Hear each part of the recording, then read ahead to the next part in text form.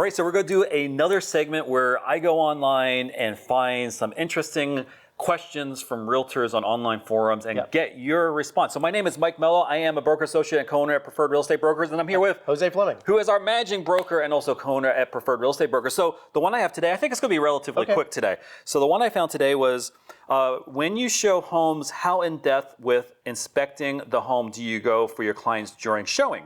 I've seen realtors with measuring tapes, giving detailed feedback on foundations and plumbing, turning on water, etc. Do you all do that? So before I get your response to it, I want to give you some of the ones. There's a lot of responses here that I think that we sort of agree with, but there's some that actually do say yes, that they do this. So, so the first thing is the first one says, I look for obvious stuff, don't want the buyer wasting their money on a home inspection.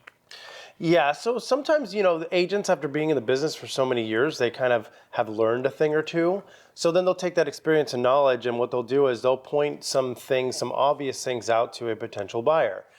Because what happens is a buyer, once they go under contract, they usually ask for a certain period to where they can have inspections. And of course, these inspections, they cost money. Usually it's anywhere from $400 to $600 to have a home inspector come to the property and inspect the home. So if you, the agent, are showing the home and you notice an obvious error in the construction of the home, or you notice there's a leak in the roof or a stain, agents will take the time to point those obvious things out to the buyer so the buyer can determine, do I want to go under contract, and then pay for an inspector to point out these obvious things that are going to cost me some money. So pointing out the obvious is good for an agent to do, but going into detail, stay away from that. So I think that the hiring and inspection part, we'll come back to that in a second, because I think that's an important part to this whole topic. So another person says, I bring a flashlight to every showing. And we had flashlight in our other question of the main things that you need as a realtor. That's the first time. So in Florida, the rule is the power, the electricity has to be maintained on the property. So the owner has an obligation to have electric and water running to the property for showings, inspections, walkthroughs, and final walkthroughs. So here in Florida, we're used to having homes that, whether they're vacant or occupied, they do have electricity. So, but he continues, if I see a cracked or shifting foundation, evidence of termites, water spots, plumbing that can be an issue, or any major defect, I'll point it out to the buyer. I am not an inspector, but I've worked in retail doing remodeling, so they have a little bit of experience. I don't want the client spending cash on inspections on a home. So again, they're pointing out obvious things before they get an inspection. And then let me see here. And another one, while I agree we are not inspectors, I do like to identify the type of plumbing or electrical if that knowledge is visible. So it seems like a lot of these, there's a lot of comments that say, like, for example, we are not inspectors. Absolutely not. I'm not trained for license to give that level of advice. I remind my buyers the small problems. And I think both sides have good points here. I'd say it's an 80-20 rule. So for 80% of the agents out there that have sold 1 million homes and they've been through 1 million situations, and they have a keen eye and trained eye what to look for, it's easy to say, hey guys, I've noticed by looking at these pipes that these are obviously polybutylene pipes. Or I looked at the electrical panel outside and this is an electrical panel that's not to code. I know it because I've seen it a handful of times and the deal got rejected because of it. So if you have a trained eye and you know what you're doing, it's easy to point out the obvious. But for a majority of the agents, don't go into this territory. It's not your job. And a lot of times too, buyers are savvy in their own right. So, what may not be okay for you may be totally okay for that buyer. So a lot of times I keep out of it and keep my opinion to myself and leave it to the professionals. So when I first read the question, alarm bells went off in my head and said liability, all in my head, like, this, we don't want to touch this. It's like electric fence issue. But then when I realized it, it's like, I do some of that. But the key is don't do it in lieu of an inspection. So if you see something, point it out. And you may save your buyer $500 for an inspection, but no matter what, you have to disclose, I'm not an inspector. You have to hire a professional inspector to look in the attic, look in the crawl space, they do all this stuff with the flashlight sort of thing, and don't go beyond. But if you see something obvious. So even if you're a realtor and you have a background where you used to build houses or you used to do contracting work, don't take it upon yourself to add that extra service to your repertoire to say, not only am I a realtor, but I'm going to bring all my advice from my previous work and come here and give you a pseudo inspection. Do not do that. Your brokerage will not allow it. You should not do it. stay away from it altogether. You're a realtor now. You sell houses. You're not an inspector. Unless you are a licensed inspector, but still, That's even if separate you out. are, Yeah. it's a conflict of interest to inspect a home that you have under contract, which leads me to my next thing. A lot of agents, with being in this business, they create business relationships, B2B. And they have mortgage brokers they like to work with, inspectors they like to work with, home warranty. But here's the problem.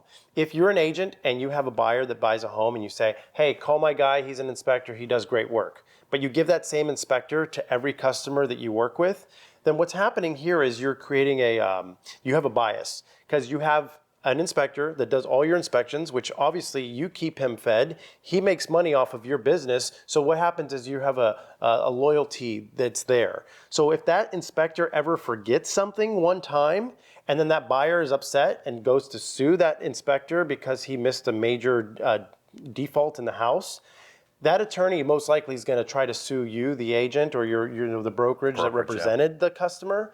And what they're going to find out is they're going to say, hey, realtor, do you always refer this inspector to all of your customers? You'll say, well, yes, most of the time. And they say, does this inspector inspect all of your transactions? And you'll say, yes. So then they can make it a case that maybe if it's not even the case, they can make a case that, maybe this guy's passing all your inspections so you continue to give him business. So the rule is, if we ever give a recommendation to a buyer to use an inspector, make sure you give them several options to choose from. That way the decision goes on to the buyer. We don't pick the inspector, we don't pay for the inspection. The buyer picks their own inspector. The buyer pays for their own inspection. We don't get involved. In fact, I tell most of our agents to not even show up to the inspection at all. Because that inspector, That's another point, yeah. Yeah, he might mention something to you like, hey, I'm not going to put this in my report, but they should keep an eye on this, right? He may have said that to you. You may not have told the buyers, and then he may not have put it in the report, but now you're negligent because you had that conversation when you had no business there. You're not a home inspector. You have no business being there. Let them do their job. And then when they're done, they'll deliver the full report to the buyer. That's a question I've seen on these forums before as well. Like, are you there for the inspections? I usually go to the inspections to open the door, let them in. Then I usually go out to my car and do some work on my phone or my laptop while they do it, and let the inspector and the buyer have that conversation together. Yeah, it lasts about 2 to 3 hours for a home inspection. I've got other things to do. Yeah. And in most cases, home inspectors have access to their own key for a lockbox so they can let themselves in. And typically, I'll tell the buyers, hey, the inspector will let me know about a half an hour before he's done. If you guys would like to go and meet him towards the end of the inspection, he could walk you around the house and show you some things that maybe were concerning to him. That's the best way to handle it, but I don't really get involved with that. It's just too much liability. And the other point about recommending an inspector, a lot of times your buyer will ask you your recommendation. So it's really hard to say, I can't really recommend anyone. I usually say, well, I don't own an inspector company. I don't like to recommend anyone. And then I'll send them an email and I'll say, please check the Google reviews, look on Google, do a home inspection Orlando, look at everyone, look at how many ratings they have, give them a call, check the prices out. But these are a few inspectors that past clients have used, that past clients are happy with. However, I cannot guarantee their work. Yeah, you're just like, listen, I don't you manage pick, them. you choose. If you want some options, here you go, but it's their choice. And if we had an agent here who had their own license, I don't think I'd be comfortable with them representing the sale, because I think that puts liability on the brokerage as well. Huge conflict of interest if you're doing an inspection for the sale that you're transacting. Yeah, they're trying to close on a $2 million house of a huge commission, and they see issues and they don't report the issues, or even if they didn't see the issues, they may assume that they didn't say it because of it. So that would be something that would be definitely wise to hire an independent Inspections can make and break a deal, guys. And remember, this is not an area to cut corners. Even if you have a buyer that says, oh, I'm moving from New York and I used to do construction for 30 years, I'll do my own inspection. Typically, we have a disclosure. Every brokerage should have a disclosure that says we strongly recommend you get an inspection. And if you choose not to, initial here saying that we actually had the conversation, because I never want you to come back to me later saying, you should have told me to get an inspection, or you didn't tell me. And we're like, we had that conversation, you initialed right here. Yep. So that's a big one too. Don't really like buyers doing their own inspections. And talking about inspections, I guess the only other thing about inspections would be the days to inspect and making sure you know the effective date, which we've had a video about. What is the effective date? And I think that's all about the common mistakes on contracts. Yep. Then don't wait for the last minute to have your buyer do inspection. Be on them so they do it like 2-3 days right after you get the contract executed, to have an inspector in there right away. because it does take some time to get that report back, and you don't want to at the last minute to try to be negotiating repairs or anything like that. The worst thing ever is having a 7-day inspection period and they come on the 7th day and then you have to ask for extension after extension after. I always like to get the inspection done at least 3 days before the inspection period ends so that we can get the report 2 days in time, and that gives me another 24 hours to negotiate everything and have everything sorted out, so I don't have to do the extension. We can actually get the repair agreement or clear out the inspection without having to do any additional paperwork. Yep. So you were right. It was short. And there you have That's it. So if you liked the video, liked our contact, make sure you subscribe and comment And on like. the thing. And like, yes, thank you. I forgot that one. And we hope to see you next time on our next video. So take care. We'll see you next time. Bye-bye.